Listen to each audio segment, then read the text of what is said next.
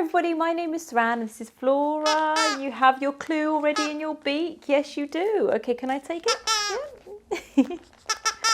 Okay, so it's another citrus fruit, I see. So, oh, it wasn't as big as the grapefruit, was it? No, because you struggled to lift that one up. Okay, so is it an orange? What do you mean, no? It's not an orange. I think it is. Flora, you tricking me? You were tricking me. It is an orange. I was so confused.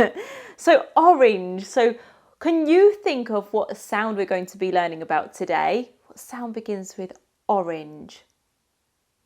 Yes, that's right. It's the O sound. That's right, isn't it? Okay, so let's have a look to see what the sound O looks like.